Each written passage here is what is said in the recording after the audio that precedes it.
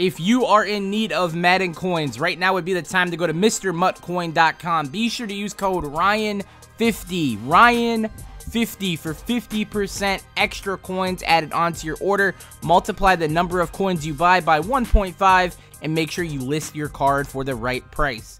Yo, what is going on, you guys? Welcome back to another Madden 19 Ultimate Team video. So we do have news for Madden 19 Ultimate Team that was just released today. And I'm trying to make this full screen here so I can actually read this while I am going through. So it says, hello, Madden fans. It is almost time to get your popcorn ready. You still have an opportunity to do sit-ups in the driveway. TO reference. So hurry up and get fitted for that gold jacket because Madden NFL 19 has officially been announced, and I'm thrilled to deliver the first bit of news in Madden 19 Ultimate Team. So player upgrades is going to be the first thing they cover here. The design that drove the most amount of feedback in MUT 18 was unquestionably power-up players. It allowed you to have the most powerful version of a player, but it came with some limitations that were, they pretty much weren't able to handle correctly without additional development. We definitely heard and understood the feedback and invested in building support for power-up players with player upgrades in Madden 19. Let's start from the beginning and discuss what made upgrading players difficult in Madden 18. First of all, it took a lot of exploring through sets and knowing exactly what you needed to do. This may not apply to everybody who was dedicated enough to read this blog, but power-ups were too complicated. You needed to know how to navigate through the sets UI, understand how to get team tokens, and then when it was streamlined this process and started with building a new currency type.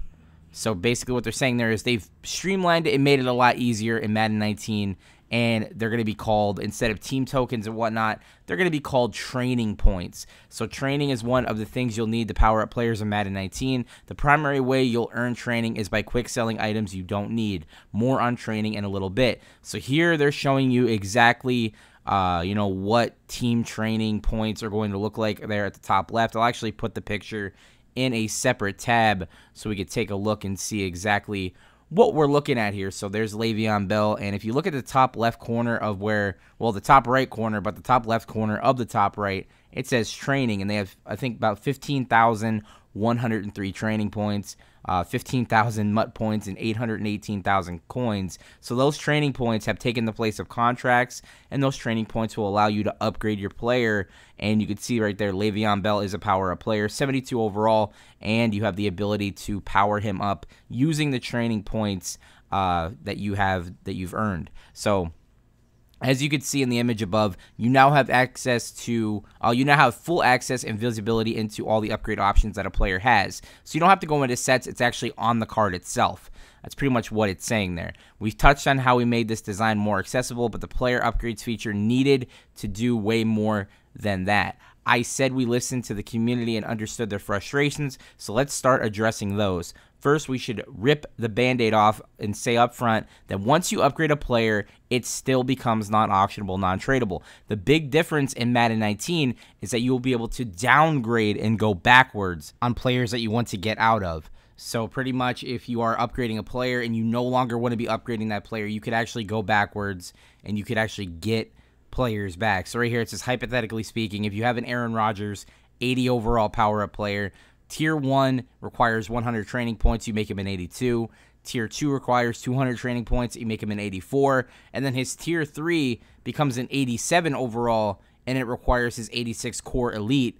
In this example, you have acquired the base version of Aaron Rodgers' power up card, and this item is auctionable and tradable up until the point where you invest 100 training points into him and reach Tier 1. From there, put 200 training points more on him to reach Tier 2, and finally, after acquiring the 86 overall core elite, you place that into the power up as well. If you want to go backwards and stop investing in Aaron Rodgers, then you can go and downgrade. When you downgrade from Tier 3 to Tier 2, you will get that core elite Aaron Rodgers back. And if that core elite was auctionable when you invested in him, he will return as auctionable.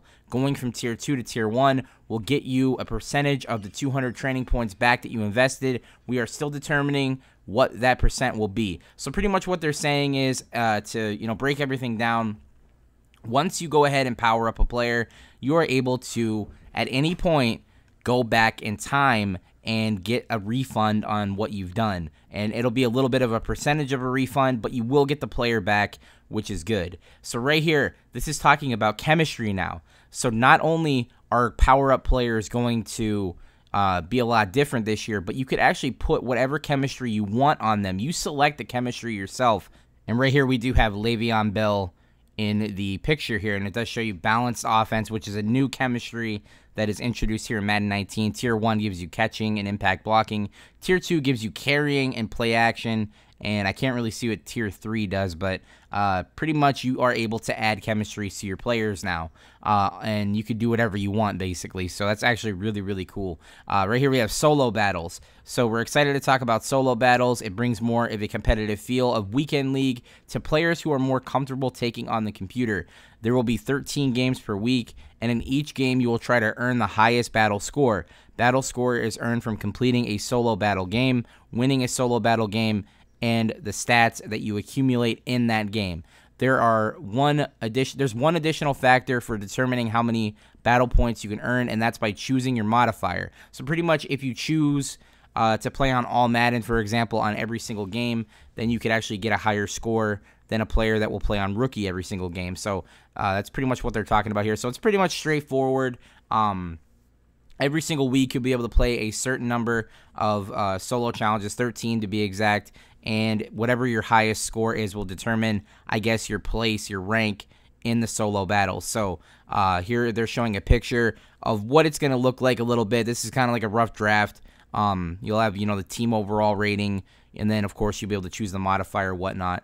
So right here we do have another image, solo battle progress, show you guys how many points you have, so on and so forth, your ranking progress from rookie to pro, probably to all pro, to all Madden. Pretty much self-explanatory on that. Squad challenges. This is something I actually want to show a couple of my friends here right now. I don't even know if they know this article is out, but this is going to be something that's going to be a lot of fun for us, playing MUT squads against the computer for solo challenges, actually progressing in Madden, getting rewards and whatnot, playing with your friends against the CPU. That's a little bit fun for us. I mean, that'll give us a really good way of practicing together and getting better, trying to play online and whatnot, get more plays that'll work a lot better against the computer. Anytime you're able to play against a CPU, it definitely will help you guys out a lot by learning new stuff, and even playing against other friends would be a lot cooler if they let you play against friends. But they're talking about squad challenges, pretty much the same thing as like solo battles,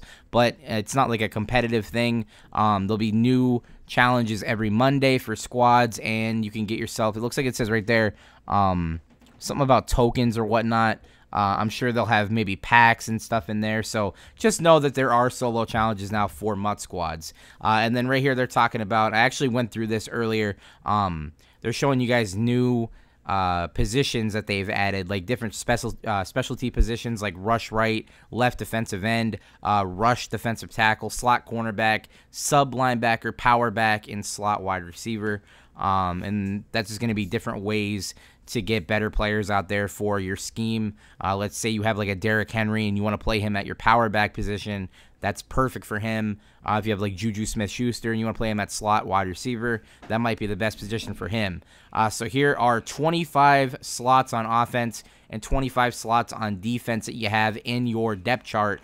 And a lot of this is going to activate your chemistry. So almost all of these positions here will count towards your chemistry, including wide receiver 5, tight end 3, left outside linebacker number 2, middle linebacker number 4 is in there.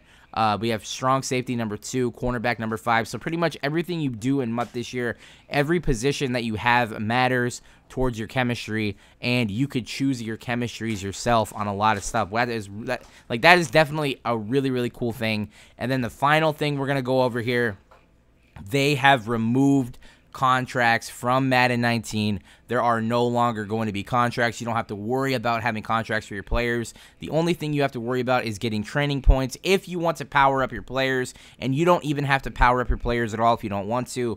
Madden NFL 19 is going to be hopefully a lot more fun than Madden 18. I think as a whole, Madden 18 was a very disappointing game. A lot of people didn't like it. Power-ups are terrible. All of the programs and all of the sets that they've had throughout the entire year were really, really bad in my opinion. There was nothing that really stood out as a really fun promo.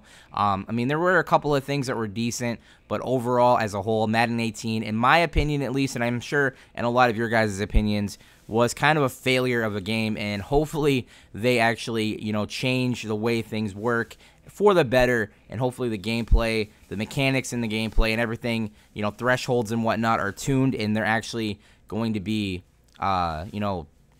good and not bad. So that's going to be pretty much all I have to say about that. If you guys want more news on Madden NFL 19, I will post it online as soon as I get the information. We are going to be getting new gameplay features talked about very soon, so I'll have that up. But until next time, guys, go ahead and subscribe to the channel if you are new, and give the video a like if you're excited for Madden NFL 19. I'll talk to you guys later. Peace. Turn the fucking goddamn air conditioner on.